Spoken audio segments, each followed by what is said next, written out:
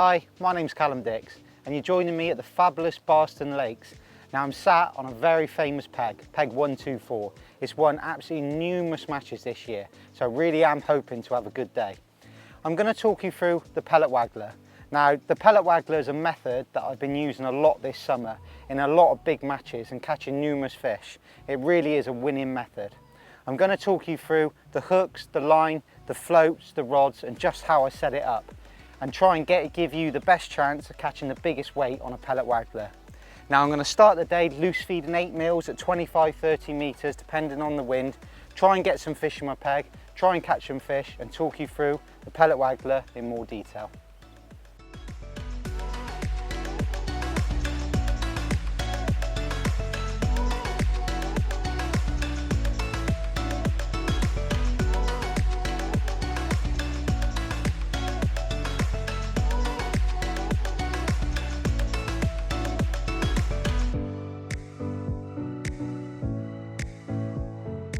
We've had a great start to the day. I've started loose feeding 8 mil pellets and the fish have come straight in on it. It's just incredible how they react to the noise of those pellets going in. I'm just going to take a little bit of a break now just to show you in a little bit more detail exactly what I'm using setup wise. I'm going to start off at the bottom. First of all, I'm using a Maver CS 26 hook. It's designed for pellet waggler fishing. It's ultra strong, black Teflon finish, just an all-round great hook for this type of fishing. Just never seem to lose any fish. I've got it on a hair rig with just a micro band. It's a band just big enough to get over an 8 mil pellet. When the pellet takes on a little bit of water, it will go a similar colour to the band, with the band just touching the top of the gape of the hook. The hook length itself is quite robust. It's an 018 MVR hook length, 12 inches long.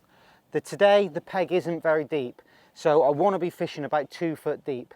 If it was a bit deeper, I might try using a longer hook length, but today, because it's shallow, I'm going to use a 12-inch hook length, but 018, so very strong, very robust. Now, I like to fish a tad bit different with pellet waggler fishing to most people. I like to beef everything up a touch. The main line itself is 022 MVR power reel line. Great all-round line, really durable, cast lovely, comes off the spool, absolutely superb. But it's the main thing about it for me that it's ultra strong. I might have to use a slightly heavier float with this line because it is 022, but for me the durability of the line is more important than having just a touch extra weight around the float. Now the most important bit itself, the float. I'm using, to start off with, 3 gripper stops. Then I've got a small link swivel and then 1 gripper stop above. When you actually hook a fish, this gripper stop can move, but that's not too much of a problem. When you're playing the fish, that allows the float to move and you'll lose an odd less fish with it. 3 underneath, so it will take the weight of the float when casting. You never want that to move. You don't want to start having to move your float, the depth changing. The float I'm using is an MVR X10. Now these float are absolutely brilliant for this type of fishing. The light today isn't easy. A normal conventional waggler would be very difficult to see, but with this float you've got a nice, real durable, thick, hollow bristle, so you can see it. It's self-weighted with a little disc, a flight disc on there, so when the float actually lands in the water, it doesn't skid underneath, it just plops in the water and plops straight back up is what you need. Most of your bites will come just as the float goes in. So that's the setup itself. I don't actually put anything underneath the float. I just got my hook length, then all the weight of the float built into the float. So the hook will actually sink as slow as possible, no swivels and no shot. The rod I'm using is a 12-foot Signature Pro pellet waggler rod. Now I know a lot of people like 11-foots, but in general I think a 12-foot is slightly better for me. It will cast the float a little bit further, so if you do want to cast past your bait, you can do. When you're actually playing the fish, I just feel a touch more in control with a 12-footer. And if you are striking at the bites and not pulling the rod, it picks the line up off the water perfectly. The reel itself is a nice 3000 size reel, plenty of power for hooking big fish, getting them in quite quickly. All round, a really robust setup. It's not going to break, you're not going to get snappages in the hook length, in the landing net. Just all round a great setup, nice and balanced. It's perfectly designed to catch a big weight on the pellet waggler.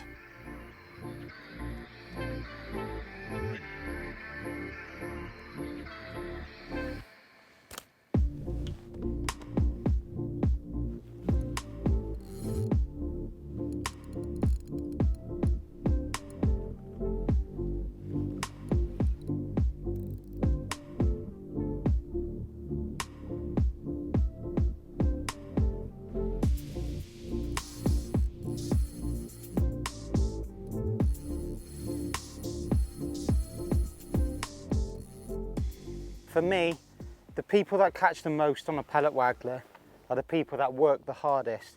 They cast the most, they feed the most. It really is a working man's method. The people you see that are quite stagnant and just feed and leave their float in the water for a long time don't seem to get the most bites. I've fished a lot of Gold Valley, I've fished a lot of Barston and Hayfield lakes, and it's always the same.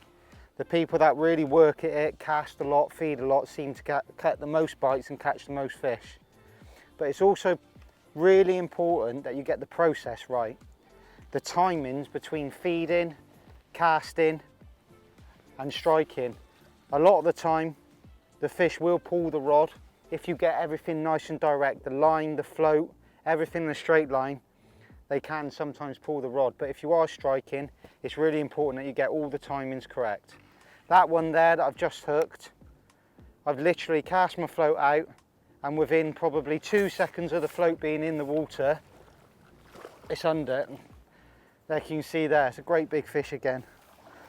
I'll just unhook this one and I'll show you exactly what I'm talking about with the process. They do tend to be big fish on the pellet waggler as well. That's why it's such a deadly method, and it really is a winning method as well. Just slip him in.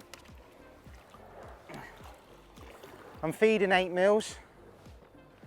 I think that's the best size pellet to feed when you are fishing on a waggler. You get the right amount of distance of 8 mils and the fish just tend to love them. So I'm just going to slide the gripper stop back down and we're good to go. An 8 mil pellet on the hook, exactly the same as what we're feeding. I match the hatch and I'll talk you through the process. Right, the first thing I do is cast. Now I'm going to cast at the maximum distance that my float will allow me to. So that's just plopped in there. Now the next step is what I do is I put my rod down onto the rest, watch for probably 5 seconds just to make sure I don't get a bite, or sometimes at this point the fish can pull the rod. The next step is to feed.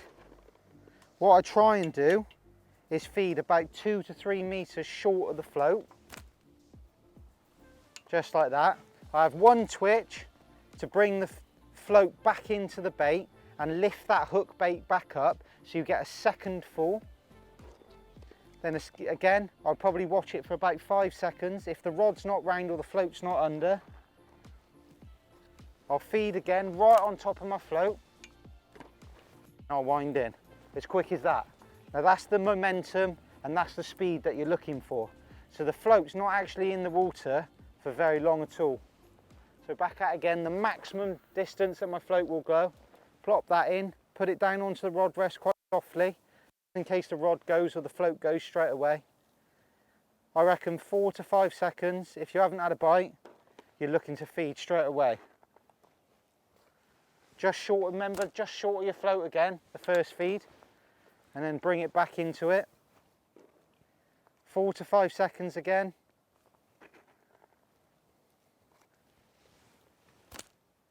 Feed again right on top of your float and then bring your float in.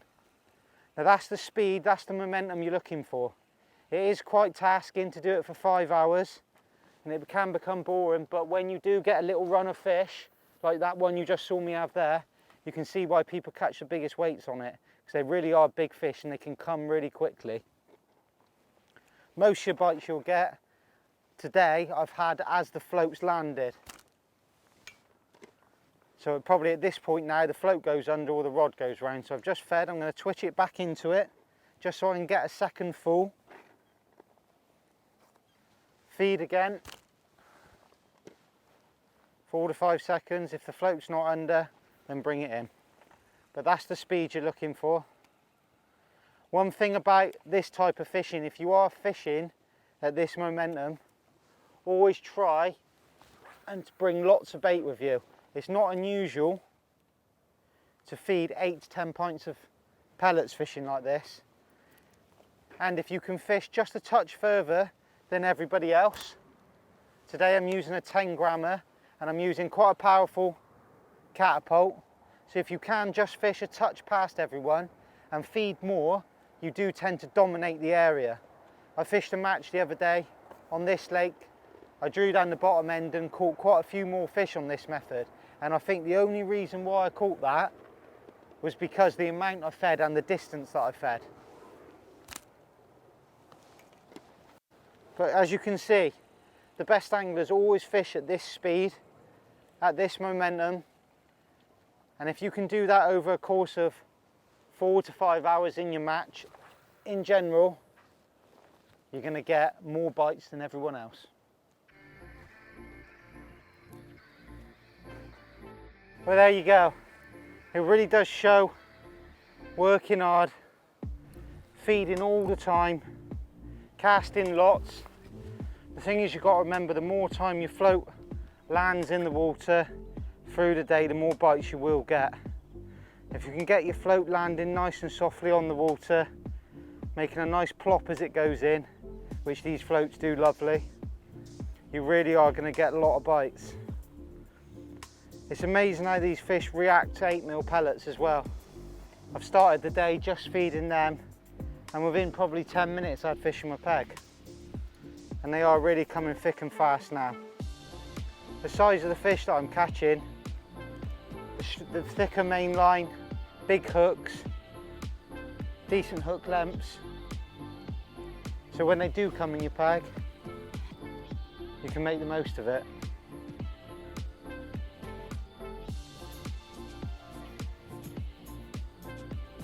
Another big fish.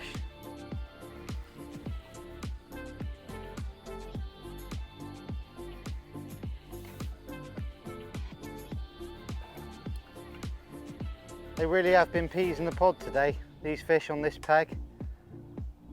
All between like 6 and 8 pound.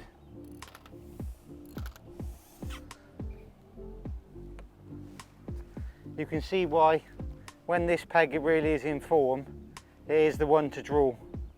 They're all big fish. Got a lot of room to yourself. If you just attack it with these tactics, there's a very, very good chance you're going to catch a big weight here. Ooh, look at the size of that. And there we go. What a way to finish the day. A nice double figure fish.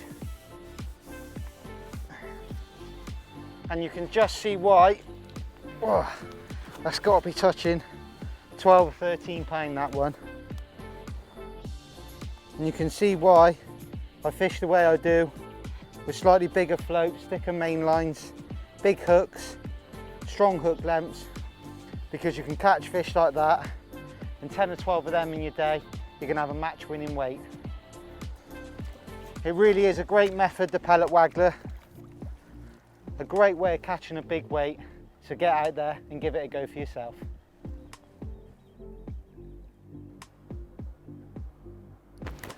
Oh no. Did he go? He went, mate, yeah. Now.